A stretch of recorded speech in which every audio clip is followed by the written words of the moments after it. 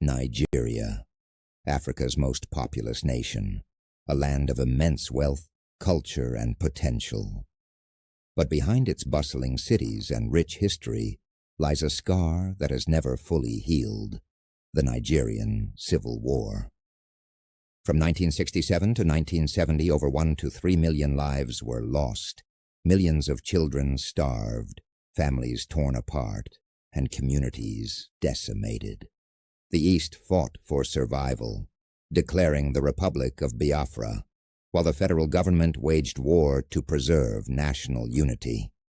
It was a war that shook Africa, gripped the world's attention, and created images of famine that changed humanitarian policy forever.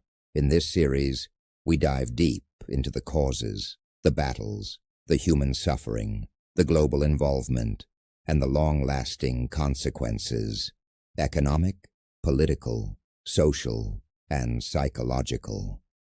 From survival against starvation to the resilience of a people rebuilding from rubble, this is the untold story of Nigeria's most devastating conflict. Brace yourself for a journey through history, tragedy, and resilience.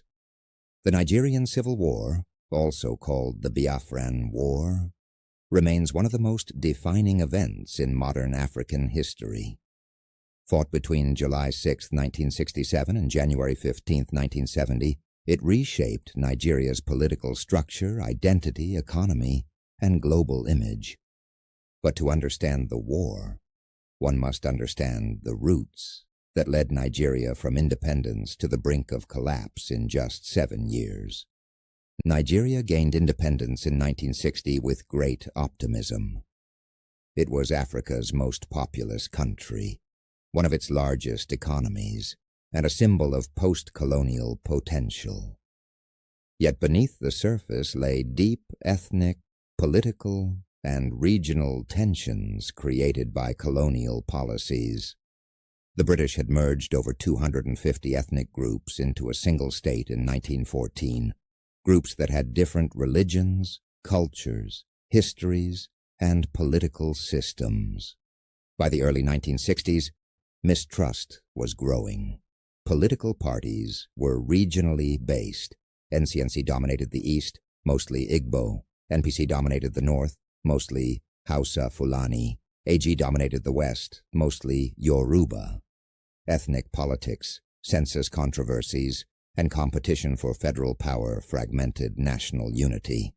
The crisis peaked in January 1966 when young Igbo military officers staged Nigeria's first coup, assassinating top northern and western leaders. Although the coup was not an Igbo coup, it was perceived that way in the north, leading to widespread anger. The counter-coup of July 1966, led by northern officers, restored northern dominance and brought Lieutenant Col Yakubu Gowon to power.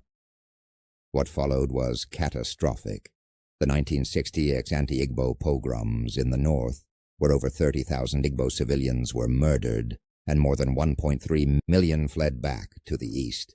Trust between regions collapsed completely. Efforts at reconciliation failed, especially the Aburi Accord, whose breakdown convinced Eastern leaders that safety and justice were no longer guaranteed within Nigeria.